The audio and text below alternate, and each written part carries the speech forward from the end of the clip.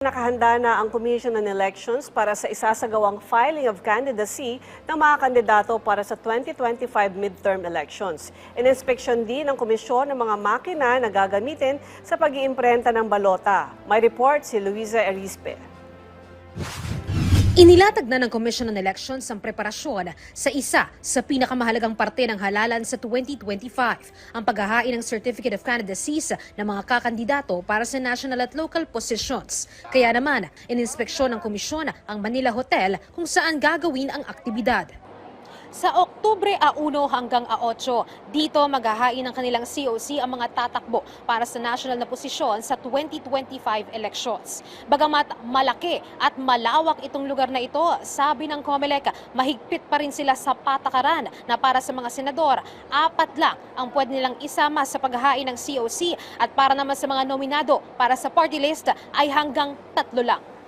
Pakiusap ng COMELEC sa mga kandidato, sumunod na lang para iwas gitgitan at gulo sa panahon ng paghahain ng kandidatura. Maganda pong sundin na lang. Yung po ginagawa natin upang hindi lang para lang kayo sa pagsasama na madami, kung hindi ang purpose po natin dito, gawing orderly ang filing ng Certificates of Candidacy.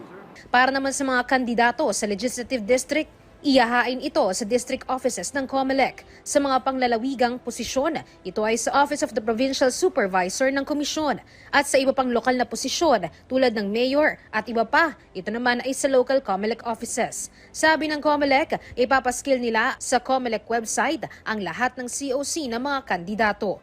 Tayo po'y magmo-monitor sa buong bansa sa mismong filing ng candidacy natin at again, ang ating pong panawagan sa mga magpa-file ng candidacy, sana po yung proper form ng COC ang gamitin nyo. Baka kayo ay questionin pa kung hindi yung proper form. Naka-attach naman po sa aming guidelines yung proper form na yan.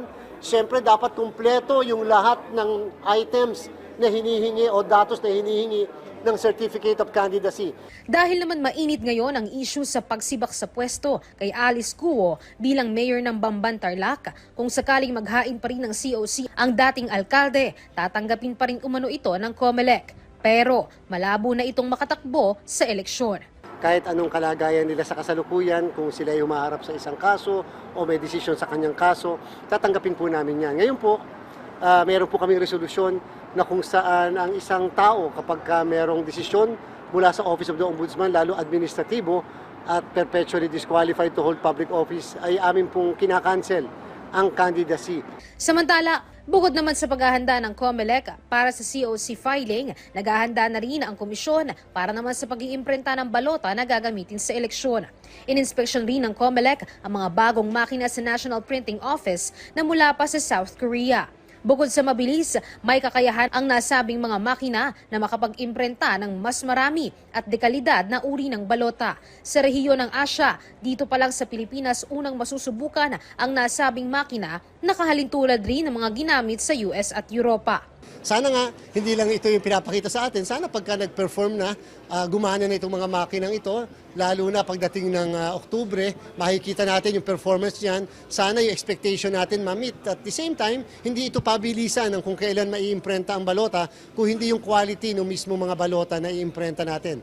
Sa October 25, formal na ito turn over sa COMELEC ang mga makina mula sa Miro Systems Company Limited. Dito, masusubukan ang kapasidad ng mga makina na ayon sa pagbibida ng supplier, may kakayahang mag-imprenta ng 1 milyong balota kada araw.